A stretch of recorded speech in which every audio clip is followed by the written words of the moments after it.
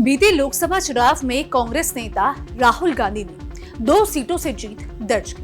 पहली सीट केरल की वायनाड, जहां से उन्होंने साल 2019 में जीत हासिल की थी, तो वहीं दूसरी उत्तर प्रदेश की रायबरेली सीट। ये सीट उनकी मां सोनिया गांधी ने खाली की थी। पिछले चुनाव में राहुल यूपी से अपनी पारंपरिक सीट अमेठी से हार गए थे, लिहाजा इस बार रायबरेली सीट से लड़ना और वहां से जीतना राहुल गांधी के लिए बड़ी चुनौती थी। अब जब राहुल गांधी ने रायबरेली और वायनाड दोनों ही सीटों में जीत हासिल की है, तो नियमों के अनुसार उन्हें एक सीट छोड़नी होगी। अब ऐसे में सवाल ये था कि आखिर वो कौन सी सीट छोड़ते हैं और कौन सी सीट अपने पास रखते हैं।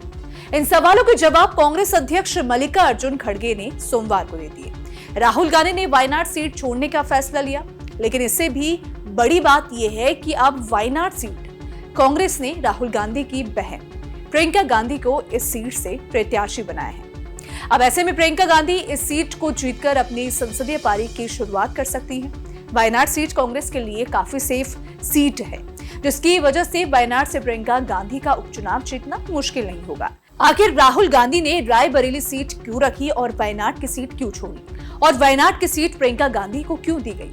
ये सारे सवाल हैं जो शायद आपके मन में भी होंगे। तो इन सभी सवालों के जवाब आज हम इस वीडियो में जानते हैं। राहुल गांधी ने वायनाड की सीट छोड़ने का फैसला लिया और साथ ही ये संकेत दे दिए हैं कि वो उत्तर प्रदेश हिंदी हार्टलैंड को नहीं छोड़ने वाले हैं। जिस राज्य से इतना अच्छा रिजल्ट मिला, दरअसल साल 2027 में यूपी में विधानसभा चुनाव होने वाले हैं। इससे पहले के चुनाव में कांग्रेस की परफॉर्मेंस कुछ खास नहीं थी। यहां तक कि पिछले लोकसभा चुनाव में भी बीजेपी के सामने तो समाजवादी पार्टी भी काफी फीकी नजर आई थी। लेकिन इस बार लोकसभा चुनाव के नतीजों ने बड़े बदलाव के संकेत दे दिए। साल 2024 लोकसभा चुनाव में कांग्रेस ने उत्तर प्रदेश में 6 सीटें जीती। साल 2019 में उसे सिर्फ रायबरेली सीट पर जीत मिली थी। इंडिया ब्लॉक ने यूपी में 43 सीटें जीती, जिनमें से 37 समाजवादी पार्टी ने जीती। ये एनडीए के लिए एक बड़ा झटका था, जिसने साल 2019 में यूपी की 80 लोकसभा सीटों में से 62 सीटें जीती थी। साल 2024 के चुनाव में एनडीए सिर्फ 36 सीटें जीतने में कामयाब रही, जबकि बीजेपी को 33 सीटें हासिल हुई। कांग्रेस को उम्मीद है कि वो उत्तर प्रदेश में दलित, मुस्लिम और ब्राह्मण वोटों का फायदा उठा सकती है। तो राहुल गांधी का जो ये फैसला है, पहला और प्रमुख कारण यही नजर आता है। अब देश में पुनर्जीवित होने के लिए कांग्रेस को यूपी जैसा बड़ा राज्य जीतना काफी जरूरी है, क्योंकि कहा जाता है कि केंद्र की सत्ता का रास्ता उत्तर प्रदेश से होकर जाता है। और इसीलिए जब क्षेत्रीय दलों ने कांग्रेस के वोट बेस में सेंध लगाना शुरू किया, तो इसकी गिरावट सबसे पहले उत्तर प्रदेश और बिहार में दिखाई दी।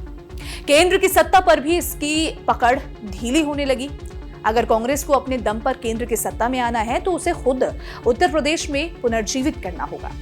उत्तर प्रदेश में 6 सीटें जीतना कांग्रेस के लिए अच्छा संकेत है, भले ही उसे ये जीत समाजवादी पार्टी के साथ होने से मिली हो। कांग्रेस के लिए दूसरा अच्छा संकेत ये है कि जाट नेता जयंत चौधरी और उनके राष्ट्रीय लोकदल यानी कि आरएलडी के एनडीए खेमे में होने के बावजूद यूपी और हरियाणा में जाट वोटर पार्टी की ओर झुके हैं। अब इस बार के लोकसभा चुनाव परिणाम से सीख लेकर कांग्रेस ने अपनी रणनीति बदल ली है।